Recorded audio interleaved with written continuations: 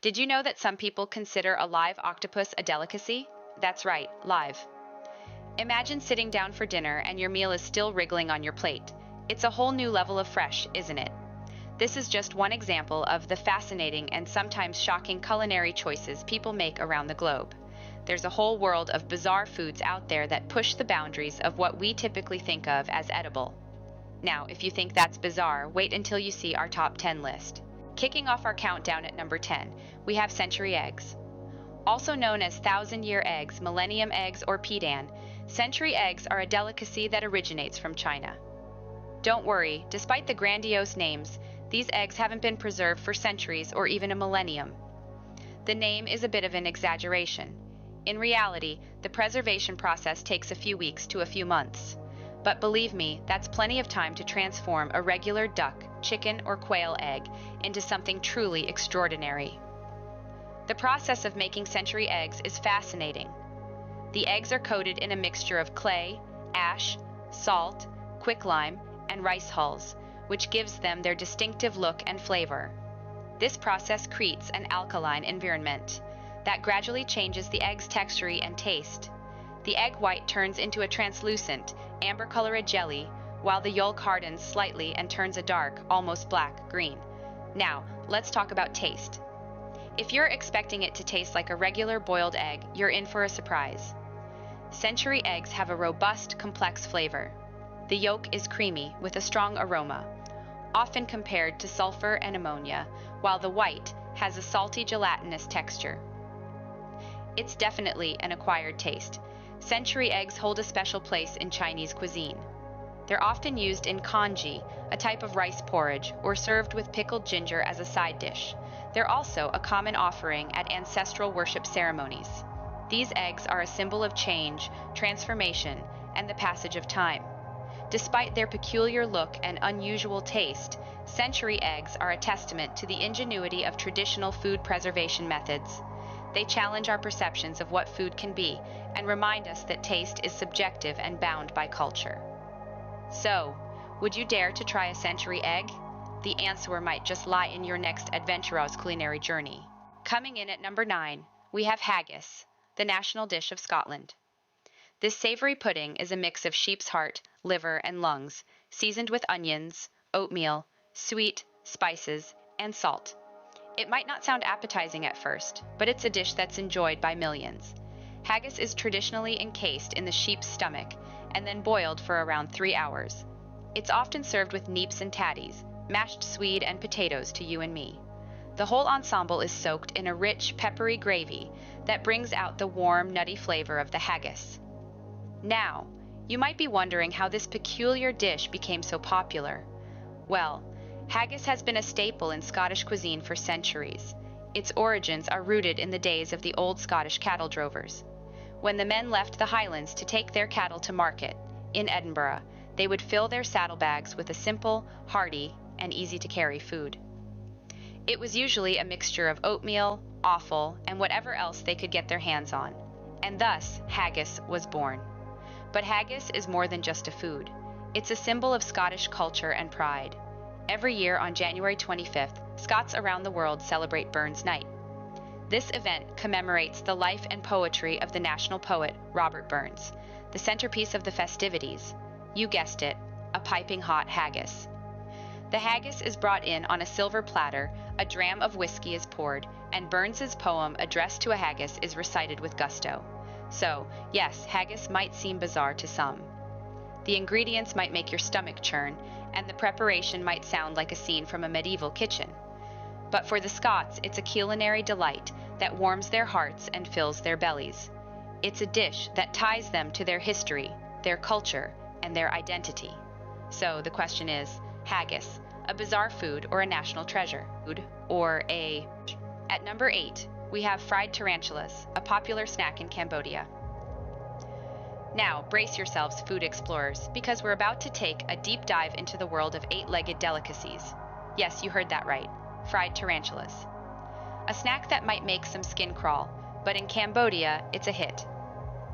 This unusual snack is a common sight in the bustling markets of Cambodia, particularly in the town of Skuon, also known as Spiderville. it is here that you'll find vendors selling piles of crispy fried tarantulas. But how did this eight-legged creature become a popular snack in the first place? Well, the story dates back to the harsh times of the Khmer Rouge regime, when food was scarce. Cambodians had to get creative with their food sources, and tarantulas were an abundant option. They found that, when cooked properly, these spiders were not only edible but also quite tasty. And so, a culinary tradition was born. Today, the consumption of fried tarantulas is less about survival and more about maintaining a unique cultural tradition. It's also become a bit of a dare for adventurous tourists, adding another layer of intrigue to this unusual food. But how are they prepared, you might wonder? The tarantulas are first defanged and then marinated in a mixture of MSG, sugar, and chicken stock. After marinating, they're tossed into a wok of hot oil, where they sizzle away until crispy. The end result is a snack that's crunchy on the outside, tender on the inside, with a taste often compared to chicken or cod. Now, whether you find the idea of eating fried tarantulas fascinating or horrifying, there's no denying that it's a unique aspect of Cambodian culture. And for those brave enough to try, it provides a taste experience that's truly one of a kind. Fried tarantulas, a snack that's not for the faint-hearted. At number 7, we have balut, a common street food in the Philippines. Just a quick glance at this dish might make you believe you're about to enjoy a simple boiled egg, but crack it open and you're in for a surprise. Balut is a fertilized duck egg that has been allowed to develop for anywhere between 14 and 21 days before it's boiled and served. You heard right, folks. This isn't your typical egg. Inside, you'll find a partially formed duck embryo, complete with tiny feathers, beak, and all. The process of making balut is a careful one, steeped in tradition. The eggs are incubated in the sun or in baskets of heated sand, then boiled when the embryo reaches the desired stage of development. Consuming balut is an experience in itself. First, you crack the top of the egg, sip the savory broth, and then dive into the main course, the embryo. The taste is often described as a combination of a hard-boiled egg and tender chicken or duck, with a rich, hearty broth that is a meal in itself. Yet, balut isn't just a snack. It's also considered an aphrodisiac and a high-protein, low-carb food. But the dish is not without controversy. Animal rights advocates have raised concerns about the ethical implications of eating an animal embryo. Different cultures have different food preferences, and what might seem strange or even shocking to some is a beloved delicacy to others. Balut is a staple street food in the Philippines and is also found in other Southeast Asian countries. It's often enjoyed with a beer, during festive occasions, or as a late-night snack. Whether you find the idea of eating a duck embryo fascinating or unsettling, there's no denying that balut is a dish that sparks curiosity. It's a symbol of the adventurous spirit of culinary exploration, pushing the boundaries of what we consider food. Balut, a bizarre delicacy that's not for everyone. But for those who dare, it's a culinary adventure that's hard to forget. Sannakji, Senor, Fortignard. Number 6 brings us to Italy with their infamous Casu Marzu. Casu Marzu, or as it's not so affectionately known, maggot cheese, is a traditional Sardinian cheese that's sure to raise some eyebrows. It's a type of pecorino cheese that's been left to ferment until it's literally crawling with live insect larvae. Yes, you heard that right, maggots. The process of making Casu Marzu is a careful art. First, a wheel of pecorino is left outside with a small hole cut into it. This hole invites cheese flies to lay their eggs, which then hatch into larvae. As these larvae consume the cheese, they break down the fats, causing it to soften and ferment into the Casu Marzu we know today. Or perhaps didn't want to know. The result is a cheese that's creamy, crawling, and not for the faint-hearted. It's often spread on flatbread or pain carousel and paired with a strong red wine. An interesting fact is that the cheese is considered unsafe to eat when the maggots have died, meaning it's consumed while the critters are still wriggling. But why would anyone eat this, you might wonder? Well, Casu Marzu is said to have a unique flavor that's intensely rich and robust. It's a symbol of Sardinian culture and tradition, and some even consider it a powerful aphrodisiac. However, Casu Marzu doesn't come without its dangers. The larvae are capable of jumping up to 6 inches when disturbed, posing a risk to the eyes. Moreover, if the larvae aren't killed by stomach acids after consumption, they can potentially burrow into the intestinal walls, causing a condition known as pseudomyosis. Despite these risks, Casu Marzu continues to be a sought-after delicacy for those seeking a truly unique culinary experience. However, it's illegal to sell in many places due to health concerns, making it a somewhat rebel cheese. So, there you have it. A cheese that's alive, potentially dangerous, and still so beloved. It's a testament to the lengths people will go for a taste of tradition and a dash of daring. Casu Marzu, a dangerous delight. And Gisi Kra. Cheers.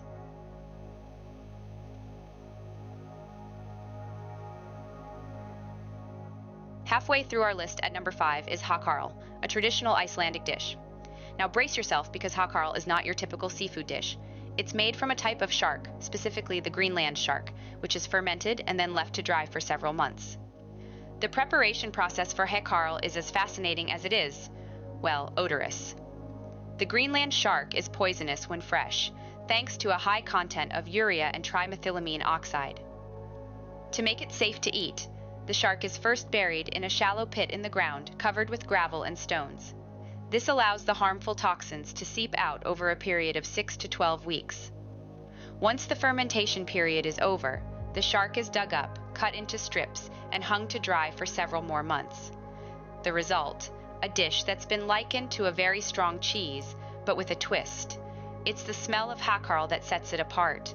The aroma is often compared to ammonia or cleaning products, which can be quite overpowering to the uninitiated. But don't let the smell fool you. Many Icelanders consider Hakarl a delicacy and enjoy it during special occasions, often served in small cubes on toothpicks, and accompanied by a shot of Brennivin, a local schnapps. Despite its infamous reputation, Hakarl is more than just a bizarre food item. It's a symbol of Icelandic culture and history, a testament to the resourcefulness and resilience of a nation that learned to make use of everything nature provided, even a poisonous shark. So if you ever find yourself in Iceland, why not take a leap of faith and try Hakarl? Who knows, you might just discover a new favorite, albeit a smelly one. Or, at the very least, you'll have a fantastic story to tell when you get back home. Hakarl, a dish that's truly an acquired taste. At number 4, we have Fugu, a dish that could potentially kill you. Fugu, also known as pufferfish, is a delicacy in Japan that carries an element of danger. This fish is infamous for being one of the most poisonous creatures in the world. Its liver, ovaries, and skin contain tetrodotoxin, a potent neurotoxin that is up to 1,200 times more poisonous than cyanide. A tiny mistake in preparation can lead to paralysis and, in severe cases, death. But why, you might ask, would anyone risk their life to taste this fish? Well, for those who have experienced it, fugu is said to have a unique, delicate flavor and a texture that's unlike any other fish. The thin, translucent slices of fugu sashimi are a work of art, providing a culinary experience that is both delicious and thrilling. Preparing fugu isn't a task for the average chef. In Japan, chefs must undergo rigorous training for years before they are allowed to prepare this dangerous delicacy. This includes a 2 or 3 year apprenticeship under a licensed fugu chef, followed by a series of written, oral, and practical tests. Even after all this training, only about 35% of applicants pass the exam. But the training doesn't end there. Chefs must also learn how to purchase a safe fugu. The fish must be alive and healthy when bought, as a dead fugu can become poisonous. Therefore, choosing the right fugu at the fish market is as crucial as the preparation itself. Despite the risk, fugu remains a sought-after dish, especially during the winter months when the fish is considered to be at its tastiest.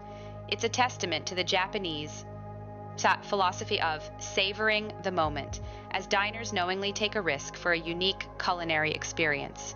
So, next time you're in Japan and feeling adventurous, why not give fugu a try? Just remember, it's not for the faint-hearted, and always ensure it's prepared by a licensed chef.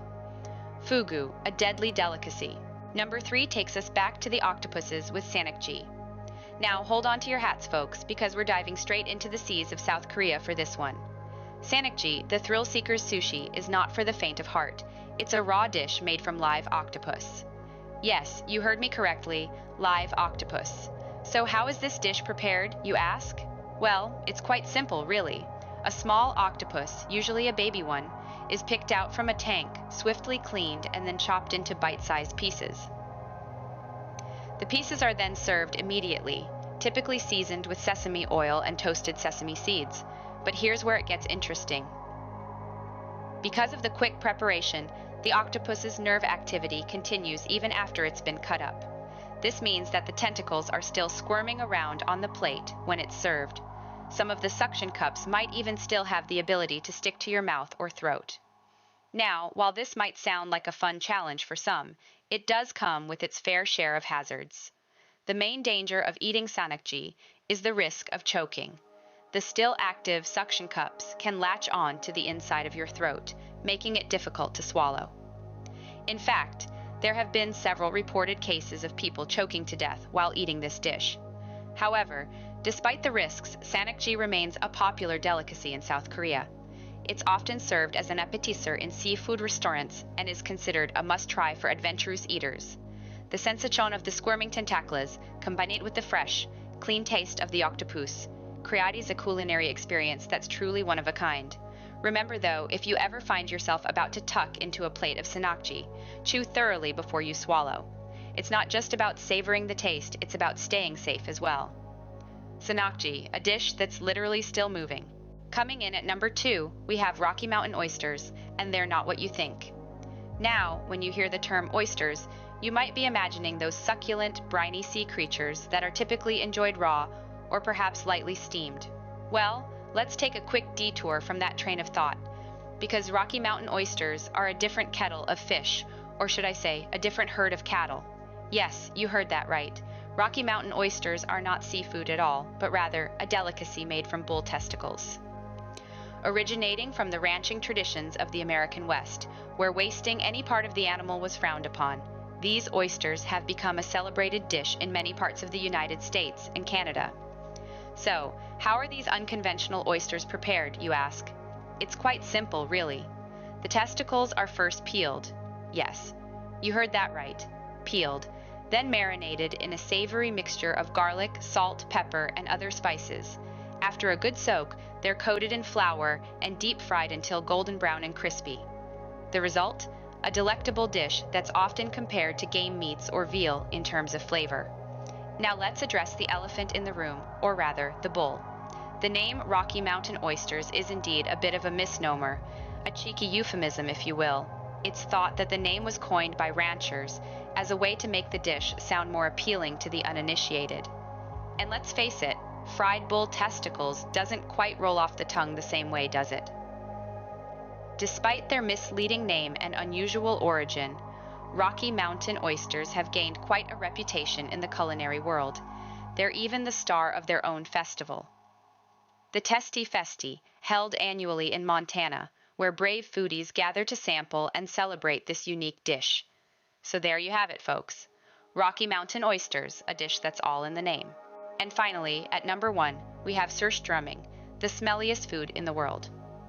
This Swedish delicacy, a fermented herring, has garnered quite a reputation. It's not just a dish, but a test of courage and a rite of passage for those brave enough to venture into the realm of extreme cuisine. Let's dive into what Surströmming is. It's Baltic Sea herring, caught in the spring and left to ferment in barrels for a couple of months before being canned. The fermentation doesn't stop there. It continues in the can, creating a strong, pungent smell that has become synonymous with Surströmming. The preparation of this dish is quite simple, yet it's where the adventure truly begins. The can is usually opened outdoors, to spare the indoors from the infamous aroma. The herring is then served on a thin slice of Swedish crisp bread, often accompanied by potatoes, onions, and sour cream. But why is Surströmming considered the smelliest food in the world? Well, it's all thanks to the fermentation process. The bacteria involved produce a variety of compounds that contribute to its unique odor. The most notorious is hydrogen sulfide, which has a distinctive rotten egg smell. Add in some butyric acid, giving it a rancid butter note, and you've got a symphony of scents that will challenge even the most adventurous palate. Yet, despite its notorious reputation, Surströmming has a loyal following. It's seen as a part of Swedish heritage, a tradition passed down through generations. Many Swedes look forward to the Surströmming season, which officially begins on the third Thursday of August. It's a food that pushes the boundaries of what one might consider edible. It tests your senses, challenges your palate, and leaves a lasting impression. You might ask why anyone would eat something so pungent. The answer is simple: for the love of culinary exploration and tradition. Surströmming, a culinary experience like no other. It's not just about the food, but the adventure that comes with it. A true testament to the adage that beauty, or in this case, taste, is in the eye of the beholder. Or perhaps more aptly, in the nose of the beholder. So there you have it, our top 10 list of the most bizarre foods people actually eat. From century eggs, a Chinese delicacy made by preserving duck, chicken, or quail eggs in a mixture of clay, ash, salt, and quicklime, to the Scottish classic haggis, a dish comprised of a sheep's heart, liver, and lungs, minced with onions, oatmeal, and spices, then boiled in the animal's stomach. We've journeyed through the world of exotic cuisine and landed on fried tarantulas, a crunchy Cambodian street food, and balut, a developing duck embryo boiled and eaten in the shell, a common snack in the Philippines. We've also delved into the heart of Sardinia to discover Casu Marzu, a sheep's milk cheese crawling with live insect larvae, and traveled to Iceland to try Hakarl, which is fermented shark meat with a strong ammonia-rich smell and taste. Then there was the dangerous allure of fugu, the Japanese puffer fish that can be fatally poisonous if not prepared correctly, and the slightly unnerving Sannakji, live octopus served in South Korea.